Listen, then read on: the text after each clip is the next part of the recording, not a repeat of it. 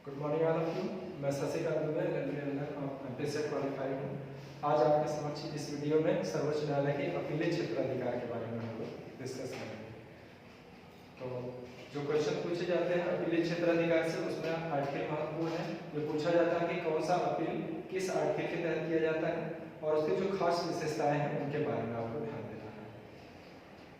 अगर इन बातों को आप ध्यान रखिए जो मैंने बोर्ड में लिखे हैं, तो इस चैप्टर से आपका कोई भी क्वेश्चन गलत नहीं होगा। 99% क्वेश्चन आपसे बन जाएंगे। लेकिन ध्यान से देखिए, जैसे पहला क्वेश्चन पूछा जाता है कि संवैधानिक अपीलों के बारे में कहाँ बताया गया है या किस आर्टिकल के अंतर्गत संवैधानिक अपीलों की व्यवस्था की है। तो आर्टिकल 132 के तहत संवैधानिक अपील किए जाने का प्रावधान किया गया है। ये अपील संविधान की व्याख्या संबंधी प्रश्नों पर ही की जा सकती है। मतलब अगर किसी मामले में संविधान के किसी उपबंध की व्याख्या अंतर्निहित है, तो वहां इस मामले में तो ऐसे प्रश्न को इंटरप्रेट करने के लिए अपील की जा सकती है 133 के तहत। फिर है सिविल मामलों की अपील। सिविल मामलों की अपील याद रखिए 133 के तहत बताया गया है। पूछा गया है 21 आर्टिकल के तहत सर्वोच्च न्यायालय में सिविल मामलों की अपील की जा सकती है 133। दूसरा प्रश्न ये बनता है कि किन सिविल मामलों की अपील की जा सकती है। तो यहाँ ये याद रखिए, जो पूछा जाता है कि ऐसे सिविल मामले जिसमें विधि के व्यापक महत्व का कोई सामान्य प्रश्न इन्वॉल्व हो, विधि के व्यापक महत्व का, वो भी सामान्य प्रश्न, विधि का प्रश्न हो, वो भी विधि का कैसा प्रश्न जो व्यापक महत्व का हो, मतलब कि उसका डिटर्मिनेशन वाइडर पब्लिक इंटरेस्ट के लिए जरूरी होता है और महत्वपूर्ण प्रश्न होना चाहिए। साथ ही ऐसे प्रश्न का उच्च न्यायालय की राय में सर्वोच्च न्यायालय द्वारा डिसीजन किया जाना आवश्यक होना चाहिए। तीसरा जो अपील है, तीसरी आपराधिक अपील।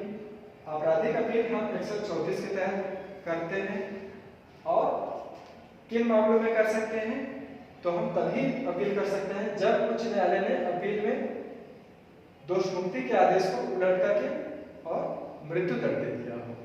मतलब कि उच्च न्यायालय के अधीनस्थ न्यायालय से मामला अधीनस्थ न्यायालय ने दोष मुक्ति किया था, जिसके आदेश की अपील की गई और अपील में उच्च न्यायालय ने आदेश को उलट दिया और मृत्यु दंड दे दिया, तभी हम अपील कर सकते हैं आपराधिक अपील की।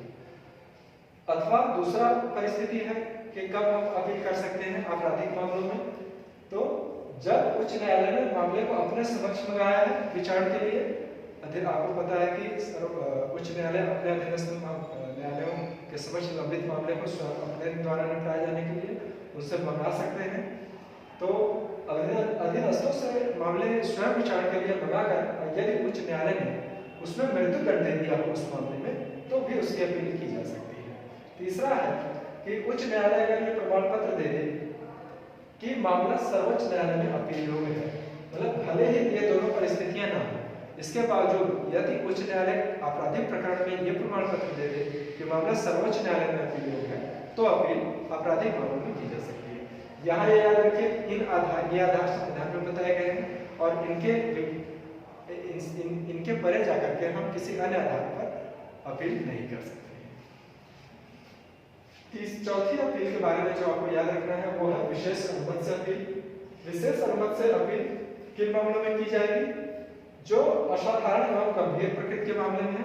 असाधारण मामले मतलब कि जो यद्यपि सिविल संवैधानिक आपराधिक मामले के अंतर्गत न आते हो, बट उनमें पक्षकार तो लगता है कि उनके साथ अन्याय हुआ है, तो ऐसी दशा में वे विशेष अनुमति लेकर के भी, क्योंकि उन मामलों में ये तीनों अपीलें प्रावधान नहीं है जिसके तहत वो जा सकते हैं, तो ऐसे मामले में विशेष अनुमति से वो अपील कर सकते हैं। दूसरी बात याद रखिए कि ये किसी भी न्यायालय अथवा अधिकरण से इसमें अपील की जा सकती है। यहाँ एक बात याद रखिए इन तीनों अपीलों के बारे में कि ये अपीलें यहाँ नोट में देखिए 132, 33 और 34 की अपीलें उच्च न्यायालय से प्रमाण पत्र, जो कि 134A के तहत ये पूछा गया है कि उच्च न्यायालय सर्वोच्च न्यायालय में अपील का प्रमाण पत्र किस आर्टिकल में दिया जाता है, तो 134A के तहत दिया जाता है। तो प्रमाण पत्र के माध्यम से ही ये तीनों अपीलें की जा सकती हैं 132, 33, 34 की, और ये अपीलें उच्च न्यायालय से की जाएंगी। ठीक, मतलब अगर ये मामले सीधे जिला न्यायालय से अगर आप चाहें कि अपील सर्वोच्च न्यायालय कर दें तो नहीं की जा सकती। उच्च न्यायालय के समक्ष ये तीनों मामले हों जिसमें कि ये प्रश्न ऐसे ये परिस्थिति में निर्णय दिए गए हों, ऐसे निर्णय या ऐसी परिस्थिति विद्यमान हो, तब हम सर्वोच्च न्यायालय में जा सकते हैं। और अपीलें किस बात की होगी? तो अपीलें न्यायालय के किसी निर्णय की अपील हम कर सकते हैं, डिक्री की कर सकते हैं, आदेश, दंडादेश या किसी भी डिटरमिनेशन की अपीलें की जाती हैं। यहाँ विशेष अनुमति में एक बात याद रखिए कि विशेष अनुमति से अपील आप किसी भी न्यायालय के निर्णय, डिक्री, आदेश से कर सकते हैं या ट्रिब्यूनल की, और आपको सुनवाई करने के अधिकार नहीं है। यहाँ न्यायालय का विवेक है कि आपकी विशेष अनुमति को स्वीकार करता है या कि अस्वीकार करता है। और यहाँ एक बात जो पूछी गई है वो ये है कि विशेष अनुमति याचिका सेना विधि द्वारा गठित न्यायालय या अधिकरणों के निर्णय या आदेशों के विरुद्ध नहीं दायर की जा सकती है। मतलब विशेष अनुमति से ये जो अपील है 136 की SLP है, स्पेशल लीव पिटीशन, ये सेना न्यायालय या सेना के ट्रिब्यूनल्स के विरुद्ध के आदेश या दंडादेशों के विरुद्ध नहीं किया जा सकता है। तो संक्षेप में ये आप याद रखिए, सर्वोच्च न्यायालय का अपीलेट जुरिसडिक्शन, ये महत्वपूर्ण प्रश्न पूछे जाते हैं और भी बुक से अध्ययन करिए, आपको काफ़ी नॉलेज होगा।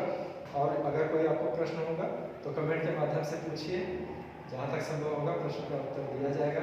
अगर आपको वीडियो पसंद आया हो तो लाइक करिए, चैनल सब्सक्राइब करिए, और जिस पर लॉ संबंधी जिस टॉपिक पर आपको ऐसा लगता हो कि इस पर बनाया जाना चाहिए मेरे द्वारा वीडियो, तो आप उसको कमेंट में बता सकते हैं। धन्यवाद।